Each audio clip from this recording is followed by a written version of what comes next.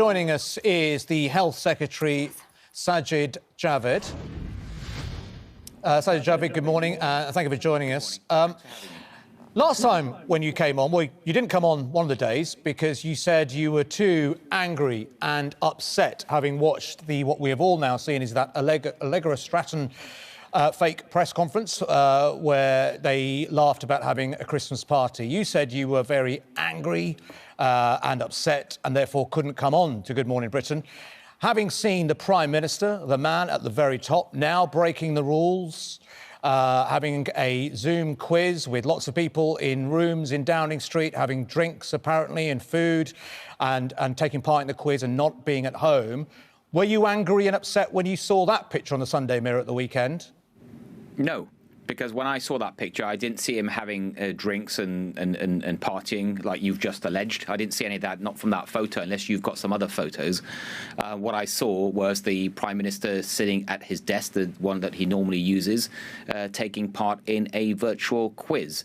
Now, as to whether that type of what happened that evening is what kind of gathering that is or is not, that is something that I am also pleased that the Prime Minister has got this investigation that's happening by the Cabinet Secretary, and that should be allowed, that investigation, to do its job, and he can establish the facts. Last week we hadn't seen any drinks, we hadn't seen any pictures of people drinking and dancing. It was just reported facts from the newspapers and comments on it from staff within Downing Street. So there were no real facts then, hence why we've got an inquiry. So why were you angry and upset then when you didn't see any facts and any drinks and dancing, but you're not angry and upset now when it's the Prime Minister, which to many people feels a far more serious situation?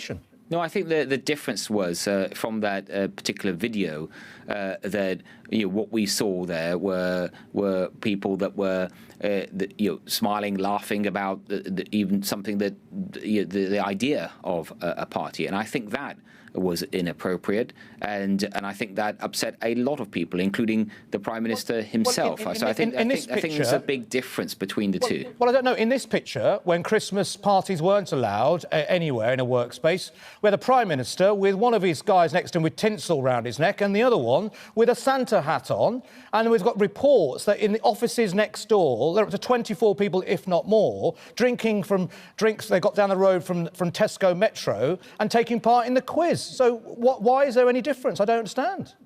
Because in those reports that you've referred to, they're just that. They're reports at this point, and I don't know about the accuracy of them. Last week as well, Mr. Javid, it was the same thing. It was reports last week as well.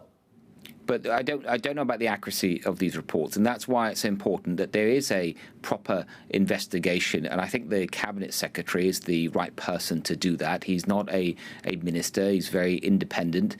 He's very well respected. And I do think in situations like this, when you have these types of allegations, it's appropriate that the right person, in this case the Cabinet Secretary, has the time and space to establish the facts. Just very quickly then, if he has broken the rules and this investigation proves that he has broken the rules, should the Prime Minister resign? I'm not jumping to any conclusions. The investigation is going on, and I think it's appropriate and sensible, actually, to wait to see what the facts are. But the electorate may be feeling different and possibly quite exhausted by this all. There's a GMB Survation poll suggests that Labour are 39%, Conservatives 32%, that Labour have a 7-point lead. Who would be the best Prime Minister? Keir Starmer on 39%, Boris Johnson on 30%. The problem is, of course, Sajid Javid, here you are trying to, I suppose in many ways, avoid a further lockdown and so on by having the boost jabs, 1 million a day and so on. You're trying to do your best there to try and convince us all that we need to take this seriously. But, of course, the electorate are seeing that No.10 perhaps didn't take it as seriously as they did. And they seem to be, changing their allegiances, at least today. Well, look, I think the electorate, throughout this pandemic, the electorate, as in the great British public, they have taken this pandemic seriously, and what they would have heard last night from the Prime Minister would also have been a serious message, because we now know, two things in the last week we've learned about this new variant that we didn't know before. One is that it spreads at a phenomenal rate. It is doubling every 2 or 3 days. We could see 1 million infections by the end of this month. So once again, unfortunately, we're in a race between the virus and the vaccine. vaccine. The second thing we have learned in the last week is that 2 doses of the vaccine are not enough to protect you against Omicron, but 3 doses, that's your booster dose, is. And that is why we announced yesterday this big new national mission to get boosted now, and we will be extending from today to all over 18s the booster program. They can walk in from today. From Wednesday, they can book. It's a massive endeavour. It's going to be really, really hard work.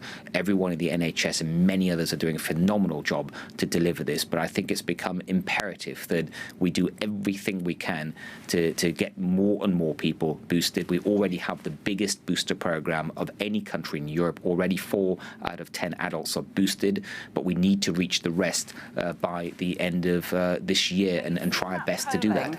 If Plan B, which is going to be voted on, possibly will get through with the help of Labour, because there are 60 potentially Tory MPs who may give the Prime Minister a bloody nose over this if they can. You've seen the polling there. How difficult is it for you to convince people then that they should be wearing their masks in public, that they should be showing their COVID passports, and potentially at some point may have to social distance, although that isn't yet in this Plan B? It makes your job harder, doesn't it? Well, look, people have already, from what I've seen, they've already responded in such a positive way to the government's guidance and some of the new measures. And for example, the guidance on working from home that begins today, it's guidance, but the response has been phenomenal. And this will all help, whether it's the face mask rules, it's the rule, again, that this one will obviously is all subject to Parliament, but if Parliament wills it, there will be a requirement that if you go to a high-risk event, a nightclub or a large gathering, a large event, a really large event, then you will have to be asked to take a lateral flow test and ensure it's negative before you go, or show that you've got 2 vaccine doses. So I think these are all sensible and proportionate measures, but what they do, importantly, is they buy us time, they buy us more time to get more people boosted, and that can't be more important than ever. This is something that was important before, but it's become absolutely vital because of what we now know about the spread and what we know about 3 doses. And can I please say, if I may, just to your viewers, that please play your part in this national mission. If you get the call from the NHS, or if you actually don't wait for the call now that everyone can walk in over 18, and please get protected, protect yourselves, your families, and your loved ones. Sajid, can I just ask you one very quick question, Sajid? Does it disappoint you that you have to come on here as Health Secretary, where your job and what you'd like to be doing is giving us important messages like you've just done there, but you're spending most of your time defending the Prime Minister and Boris Johnson? Deep down, does that disappoint you that you have to do that and Boris Johnson himself does not answer the questions?